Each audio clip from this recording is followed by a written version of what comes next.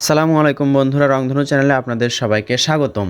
ভিডিওতে যে সুন্দর দৃশ্যটি দেখতে পাচ্ছেন তা আমরা সহজেই আঁকবো। এর জন্য প্রয়োজন আমাদের ধৈর্য, একটুখানি চেষ্টা। আমরা প্রথমে দেখুন একটি সাদা কাগজ নিলাম, সাদা কাগজের উপর 6B পেন্সিল দিয়ে সোজা একটা দাগ দিয়ে নিলাম। দাগ দেওয়ার পর নিচে দেখুন এভাবে একটি ঘরের চালা আঁকবো, এর পাশে আরেকটি ছোট্ট চালা, এরপর সোজা নিচের দিকে এভাবে ঘরের মতো করে আঁকলাম। এরপর এই পাশেরটাও একই রকমই করে দিলাম, এর ফলে আমাদের আঁকতে সহজ হলো। এরপর এই পাশে আরেকটি সেম একই রকম, এটা আরও একটু ছোট, এইভাবে এই পাশেও ঠিক একই রকম করে আমরা ওই পাশে যে রকম করছিলাম দেখুন বরাবর একই রকম সোজা এরকম। এরপর এটা একটু ছোট, তবে নিচে আমরা এভাবে দিয়ে দিব। দুইটা ঘর হলো, এরপর ঘরের একটা দরজা, এই পাশে একটি দরজা, এখানে জানালা দিলাম, জানালা দিলাম, এখানে দরজা দিলাম। আপনার ইচ্ছা মতো যেখানে ইচ্ছা দরজা জানালা দিতে পারেন। ডাবল করে দিলাম এই পাশে। এই তো বন্ধুরা, আমাদের মনে রাখতে হবে ড্রয়িং করতে অবশ্যই আমাদের ধৈর্যের প্রয়োজন। মনোযোগ দিয়ে দেখলেই তাহলে আমরা এই দৃশ্যটি সহজেই আঁকতে পারবো বা আঁকা শিখতে পারবো। এখানে আমরা একটি গাছ আঁকবো, গাছটা এভাবে। এখন গাছের ডালগুলো দেখুন ভিড় মতো করে, উপরে যত যাবে তত চিকন হবে।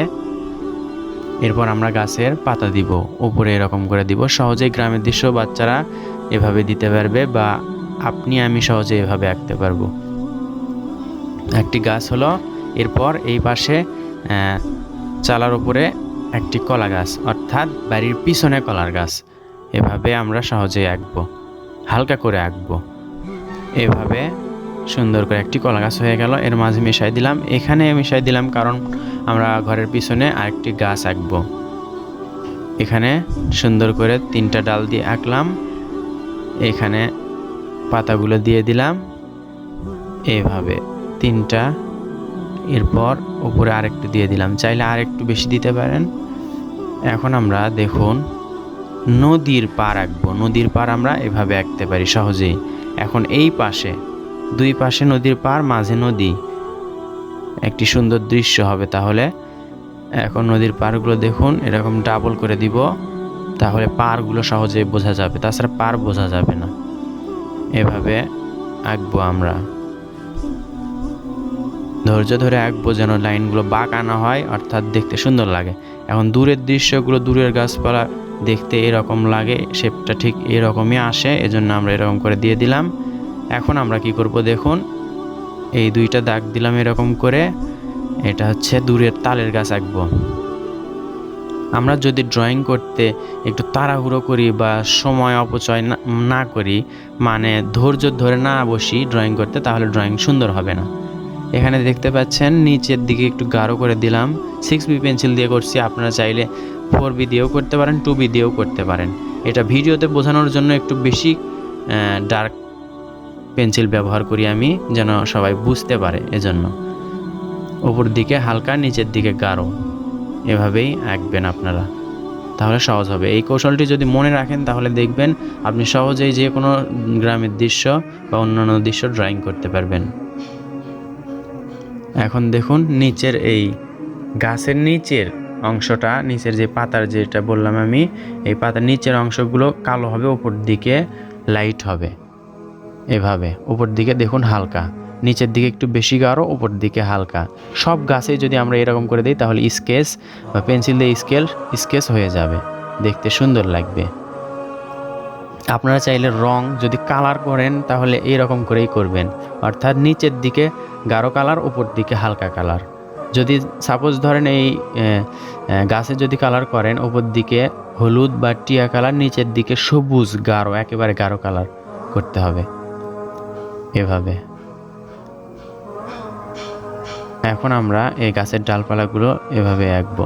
পেন্সিল স্কেচের মাধ্যমে বুঝতে হবে আমাদের রং কিভাবে করতে হবে। পেন্সিল স্কেচ বোঝাচ্ছি এখানে, আপনার রংটা বুঝে নেবেন। অথবা আপনি যদি রং করতে চান সেম এরকম করে ড্র করে বা আঁকায়ে নিজে নিজে রং করতে পারেন, এতে আপনার অভিজ্ঞতা বেড়ে যাবে। এভাবে গাছের দেখুন এক পাশে গাঢ় রাখলাম আর এক পাশে হালকা রাখলাম, বা পাশে গাঢ়, এই পাশে ডান পাশে একটু হালকা। নিচের দিকে একটু কালো করে দিলাম, সুন্দর একটি গাছ হয়ে গেল। এরপর দেখুন পেন্সিলটা আমরা ঠিক এভাবে ধরবো, ধরে একটু এরকম করে দেখুন উপরে একটু ফাঁকা রেখে নিচের দিকে হালকা দেখুন এইভাবে আঁকবো। তাহলে কি বোঝা যাবে, তাহলে মনে হবে দূরের যে দৃশ্যটা দেখা যাচ্ছে, দূরের যেই ওই গাছপালার বললাম যেটা, সেটার ছায়া পানিতে পড়েছে, নদীর পানিতে বা বিলের পানিতে পড়েছে আর কি। গ্রামের বিল থাকে এরকম, বলতে গেলে এটা নদী, নদীর পানি এরকমই হয়। এগুলো হচ্ছে ছায়া বোঝাচ্ছে, গাছপালার ছায়াটা বোঝাচ্ছে। এভাবে দিলে সহজেই হয়ে যাবে এবং দেখতেও সুন্দর লাগবে। আপনি একবার প্র্যাকটিস করলেই তাহলে সহজেই এভাবে আঁকতে পারবেন। কলার গাছে হালকা একটু কালো করে দিলাম এক পাশ দিয়ে। এরপর আমরা কি করব, এরপর দেখতে পাচ্ছেন নদীর যে পাড়গুলো আছে, এগুলো পাড়গুলো একেবারে কালো করে দিব এরকম। তাহলে বোঝা যাবে নদীর পানি থেকে পাড়টা একটু উঁচুতে। এগুলো ভাঙ্গা পাড়, মাটি যেভাবে পাড় যেভাবে ভেঙে যায় ঠিক সেরকম করে, সেরকম বোঝানো হচ্ছে। এই যে ঘরের যেগুলো নিচে অংশ এগুলো কালো করে দিব আমরা। এরপর আমরা দেখতে পাচ্ছি ঘরের চালা, এটা নিচের দিকে একটু গাঢ় করে দিব, উপর দিকে হালকা রাখবো। আমরা প্রত্যেকটা ঘরে একই রকমই করব, তাহলে আমাদের ড্রয়িং করতে খুব দ্রুত হবে এবং বুঝতেও সুবিধা হবে। যদি আমরা একটা এক রকম করি তাহলে ড্রয়িং করতে সময় লাগবে, বা যদি কম্পিটিশনে দেই বা স্কুলের পরীক্ষায় এরকম আঁকতে যাই তাহলে সময় একটু বেশি লাগবে। দেখতে পাচ্ছেন খুব অল্প সময়ের মধ্যে আমাদের আঁকা শেষ হয়ে যাচ্ছে, একটি সুন্দর দৃশ্য হয়ে যাচ্ছে। এখন নিচের দিকে আমরা গাঢ় রাখবো, চালার উপর দিকে হালকা রাখবো, সবটার একই রকমই যেন করতে আঁকতে আমাদের সুবিধা হয়। 6B পেন্সিল বা 4B পেন্সিল নিলে আপনারা এগুলো কালো ভালোভাবে করতে পারবেন বা তাড়াতাড়ি করতে পারবেন। যদি 2B ব্যবহার করেন তাহলে একটু হালকা লাগবে, দৃশ্যটা দেখতে হালকা লাগবে আর কি।